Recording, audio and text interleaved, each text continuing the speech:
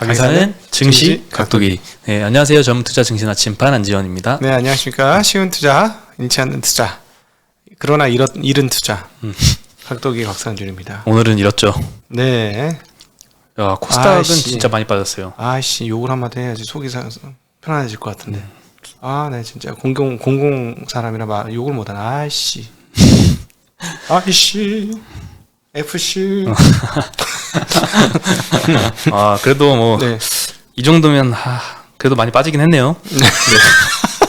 커브가 안 됩니다. 코스피가 0.77% 하락했고요. 코스닥이 1.6% 하락을 했는데요. 참나 오른 것도 없이 빠져. 진짜. 오늘은 특히 코스닥이 많많이 빠졌습니다. 그래도 압복 주식들은 잘 버텨서 다행이에요.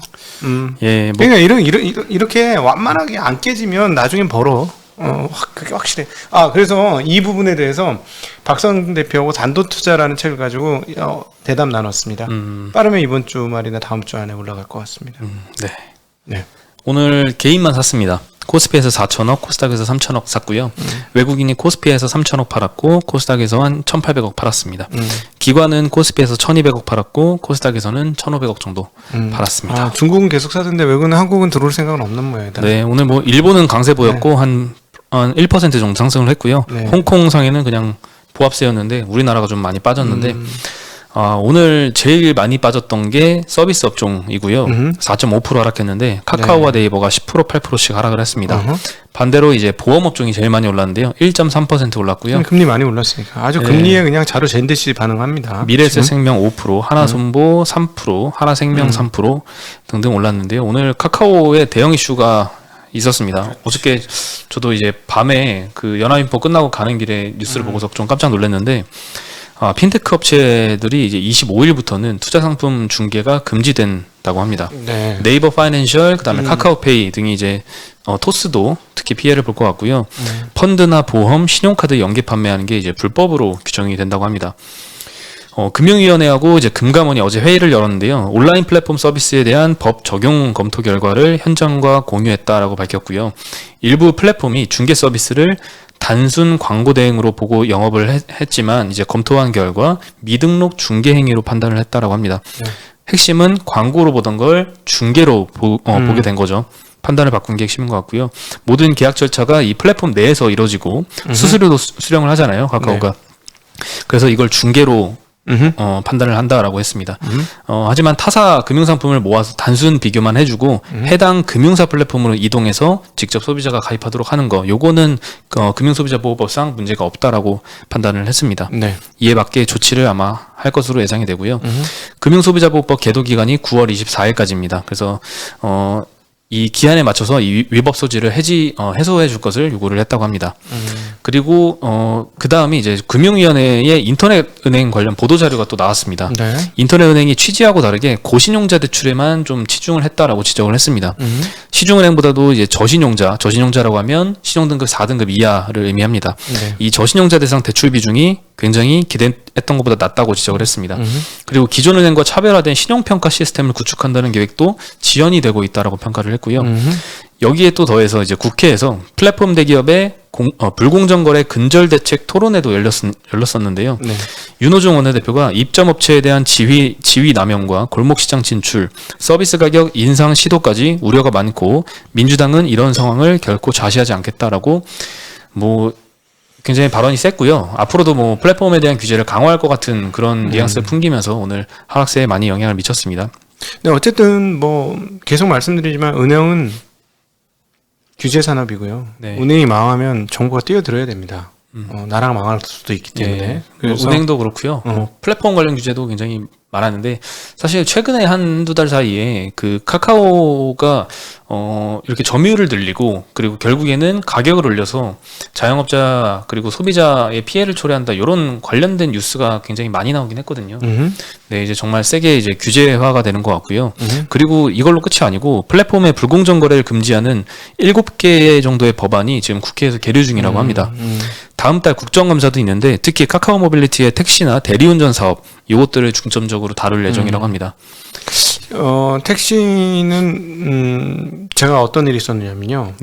한 2주 전에 제가 좋아하는 선배님과 포도주 한 병을 마시고 저는 이제 차를 타야 되잖아요. 잡아야 되잖아요. 네.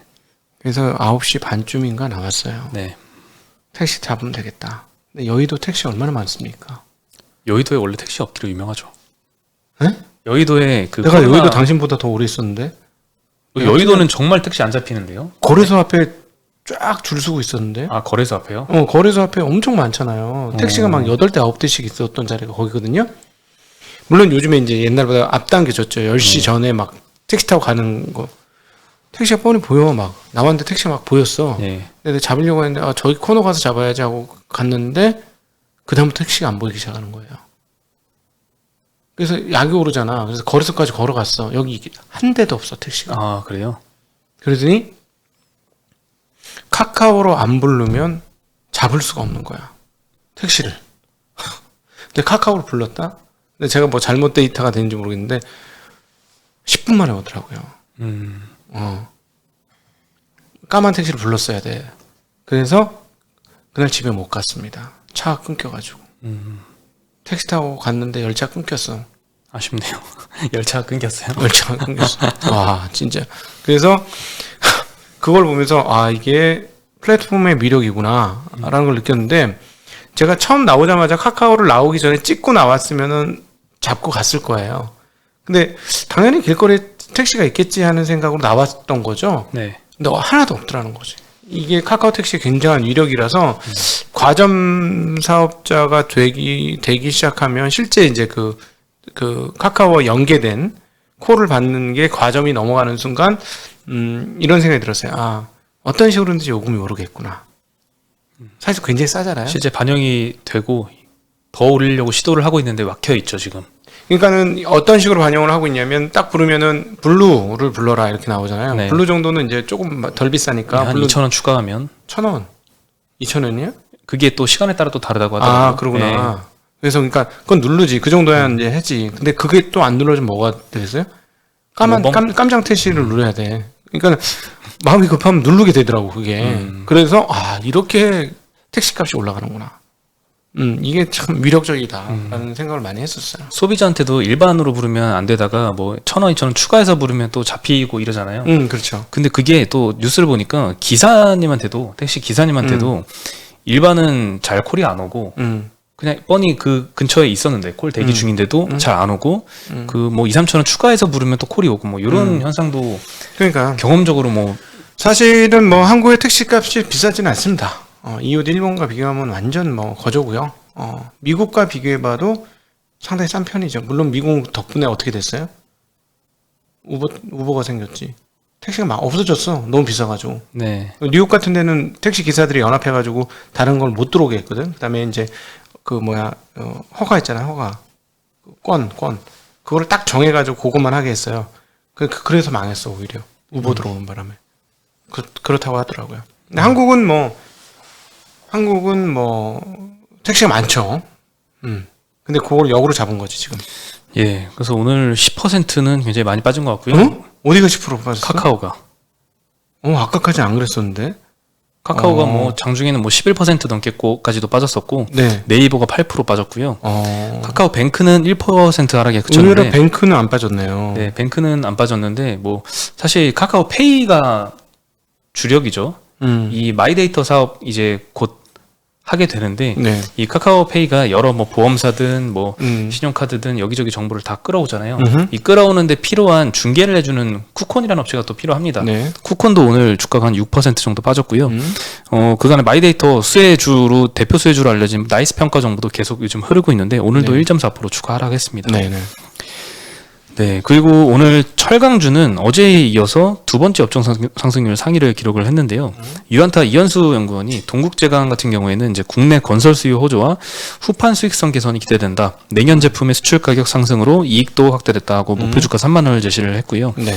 9월 들어서는 이제 포스코도 열연 가격 인상이 좀 재개가 됐습니다. 다른 업체들도 단가 인상을 진행 중이고 철광석 가격 하락 계속되고 있고요. 제품 가격 상승 때문에 스프레드 개선이 계속 일어나고 있습니다. 어제에 이어서 오늘도 철강주가 강세를 보였고 네. 또 어저께 철강주 강세에 가장 큰 영향을 미쳤던 알루미늄주들 오늘 또 많이 상승했습니다. 네.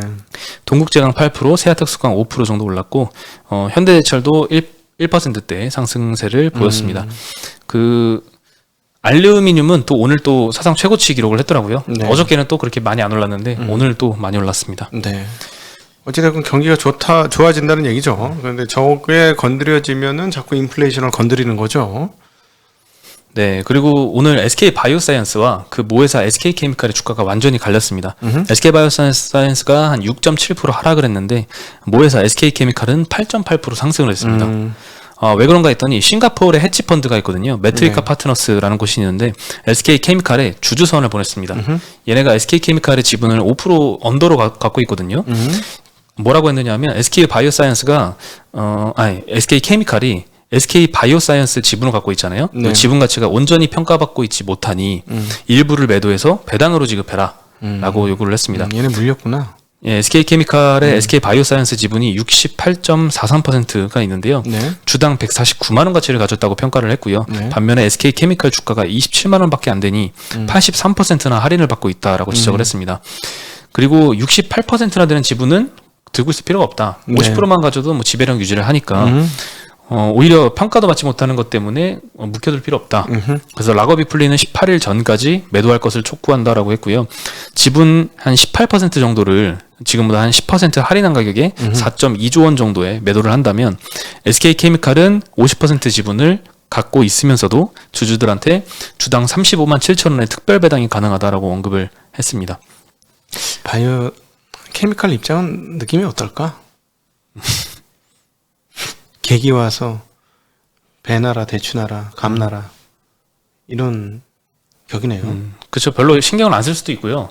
뭐 그럴 수도 있겠다. 귀담아는 듣겠지만 이게 지배주주가 아니잖아요. 이 사모펀드가 5%도 안 되는 지분을 갖고 있어서 별로 신경을 안 쓸 것 같긴 합니다. 게다가 사모포트니까 뭐 객이라고 더 객이라고 느끼겠지.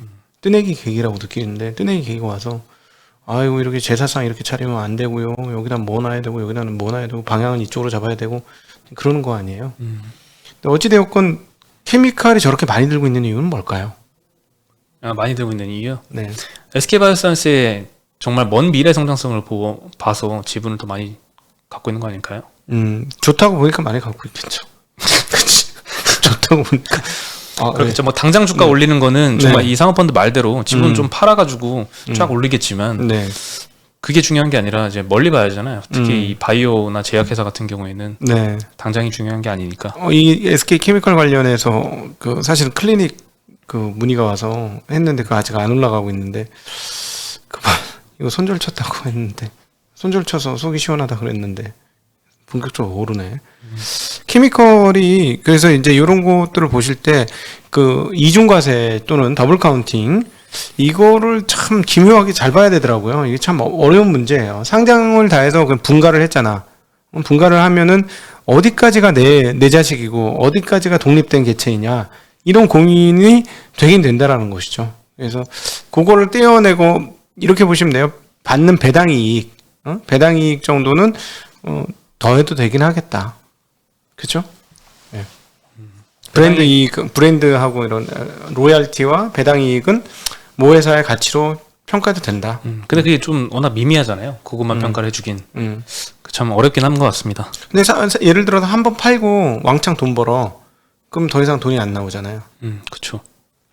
그래서 영속적인 더블 카운팅을 해주기도 또 좀 웃겨. 되게 애매모호해 저 자리가. 네. 그러네요. 그리고 오늘 2차 전지가 이 안 좋은 장에서도 많이 올랐습니다. 전일 일단 미국이나 이제 해외 상장된 2차 전지 관련주들이 많이 올랐는데요.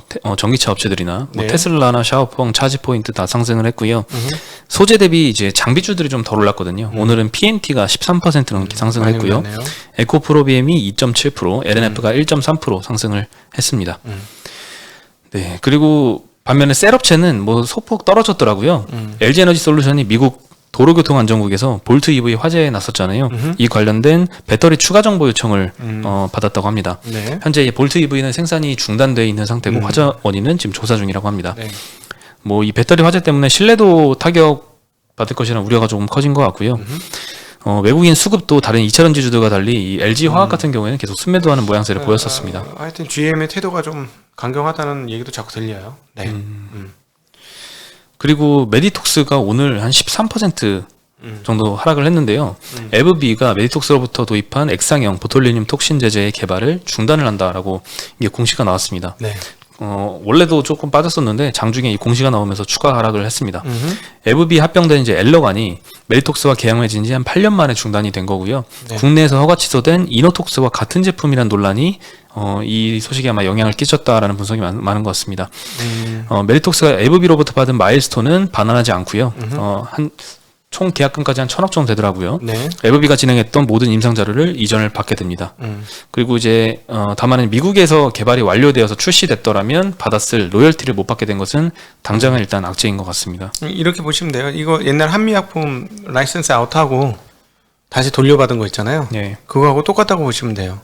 예, 그래서 똑같은 거예요. 그거고 회사에서는 뭐라고 하냐면 왜 똑같다고 자꾸 제가 말씀드리냐면 똑같기 때문에 뭐냐면 팔아먹은 게 없어. 팔아먹은 게 없어서 그거 거는 꺼졌지만 얘네의 이 보톨리늄을 미국에서 삼상을 다시 할 것이냐. 그래서 뭐 다른 제휴사를 만들어서 팔아먹을 것이냐. 여부는 아직 결정이 안 돼 있고 예를 들어 거래처가 끊긴 건 아니고 협력이 대단한 회사잖아요. 엘러건 굉장히 대단한 회사인데 그 회사하고 협력 사업이 시작되는가 했는데 어그러진 것이다. 그래서 그 주가는 충격을 받았고 그 물품은 일단 남아 있는데 그게 어떻게 될지는 봐야 된다라는 상황입니다. 네. 네.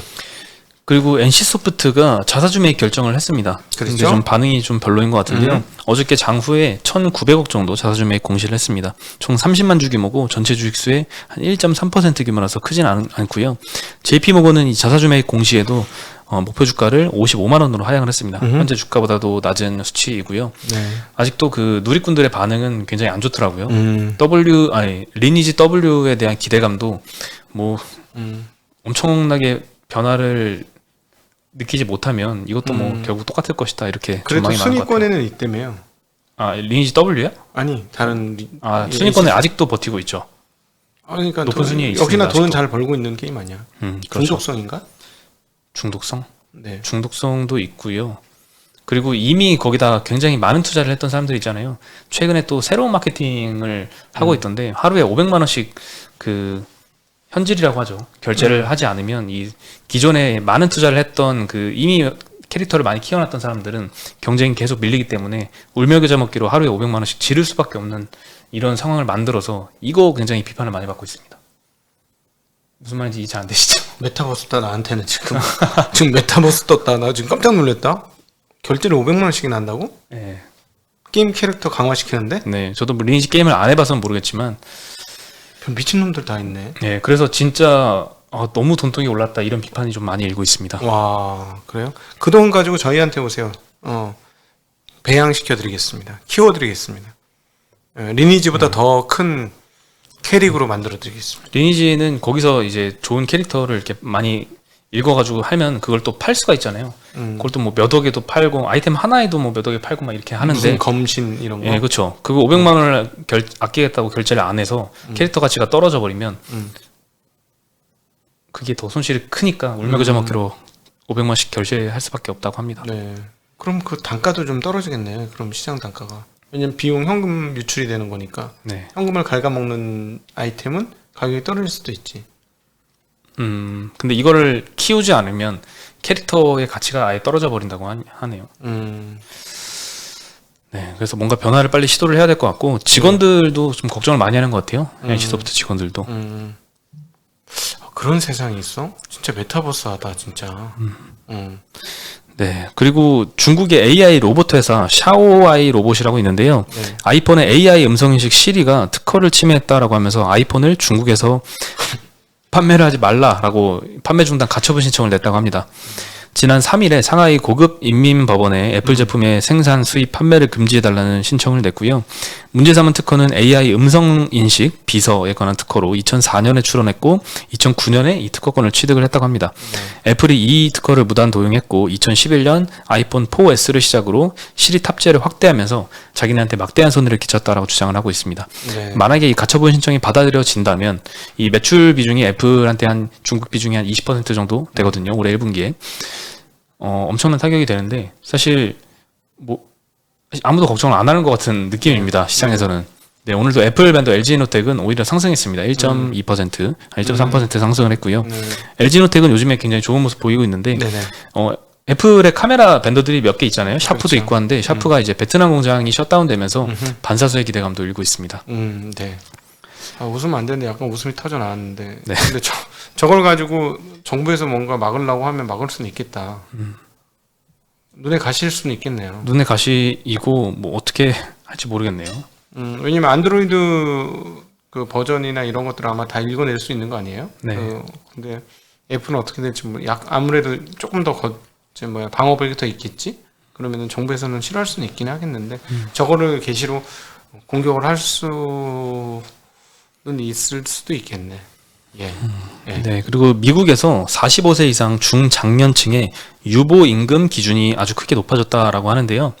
뉴욕 연은의 조사 결과 7월 현재 근로자의 유보 임금이 66,645달러, 그러니까 한 연봉 7천만 원 정도, 전년 대비 한 11% 증가한 수치입니다. 근데 유보 임금이 뭐냐면요, 경제활동 참여하지 않은 사람한테 설문조사를 합니다. 얼마 연봉을 받으면 취업할래? 네. 이 기준인데요. 이게 지금 작년보다 한 11% 늘어난 거죠. 네. 자산 가격 상승도 있고 하니까 웬만큼 돈 안 주면 나 그냥 취업 안 하겠다라는 거죠. 네, 그리고 62세 이상 근로를 예상하는 응답자 비율은 50.1%로 전년이 52% 정도였거든요. 많이 낮아졌고요. 2014년 조사 시작 이후에 최저치라고 합니다. 블룸버그에 따르면 지난 20년 동안 미국에서는 고령 노동자들 일자리가 꾸준히 증가를 했었는데 이제는 이제 노동 생태계가 아주 크게 변하고 있다라고 합니다. 유보임금 추이를 한번 보여드리면요. 계속 그냥 횡보였습니다. 2018년에 좀 17년 대비 좀 크게 오른 이후로 계속 그냥 유지를 했었는데 2021년에 들어서 굉장히 많이 상승을 한 모습이죠. 이게 최근에 그 임금 상승률과도 좀 연관돼서 설명이 될 것 같아요. 네. 네, 그리고 네. 9월달 들어서 8월달 일단 고용지표 굉장히 안 좋게 나왔잖아요. 네. 실업수당 이게 지급을 중지를 이제 시작을 할 텐데 그럼에도 이 빠르게 직장으로 돌아오지 않는 거에 대해서 이 유보임금 증가가 영향을 끼친 것 같긴 합니다. 어쨌든 지금 인플레이션 느낌이 계속 진하게 들어서 제가 계속 그런 뉘앙스로는 안치방송에서 계속 얼핏얼핏 말씀드리고 있어요. 지난 주말부터 느낌이 이상하다. 네. 분명히 모든 정황적으로는 금리가 떨어져야 되는 정황인데 금리가 오른다. 물론 절대 금리가 너무 낮았기 때문에 오르는 걸 수도 있는데 인플레이션이 좀 심해지고 있는 것 같다. 막지 못하는 수준은 아니지만 인플레이션 부글부글 끌어서 어쩔 수 없는 상황으로 가고 있다. 이런 느낌은 계속 듭니다. 계속 들어요. 네. 네, 오늘 참 시장이 많이 빠져가지고 힘들긴 합니다. 나보다 덜 빠졌네 시장은. 이 정도는 빠질 수도 있죠. 오른 게 있는데 시장이. 네. 근데 특히나 이제 개인 투자자들이 많이 샀던 이 카카오 네이버가 많이 빠져서 충격받으신 분도 많으실 것 같아요. 그래서 인기 있는 데는 가시면 안 돼요. 계속 말씀드리면 인기 있는 데는 가지 말자. 플랫폼 업체들이 이 높은 멀티플을 받는 이유는 독점력 때문이잖아요. 그렇죠. 혼자서 다 먹으면 이제 시장이 굉장히 커질 거기 때문에 지금의 이익보다 굉장히 높은 멀티플을 주고 있는 건데 네. 이 독점력을 건드리는 규제 이슈가 나오면 정말 최대 악재잖아요. 그렇죠. 단기 이슈로 보기 힘든 이슈니까 영향을 크게 받은 것 같고 또 계류 중인 또 규제 법안도 많아가지고 걱정이긴 합니다. 잘못 얘기했다 욕먹을까봐 말을 못하겠네. 하여튼 인기 있는 데는 가지 말자. 인기 없는 데를 가자. 우리 각도기 증시각도 TV 시청자분들은 인기 없는 데를 찾아가셔서 그게 금융 전사가 되는 방법입니다. 네. 네, 그럼 저희는 여기서 인사드리겠습니다. 안녕.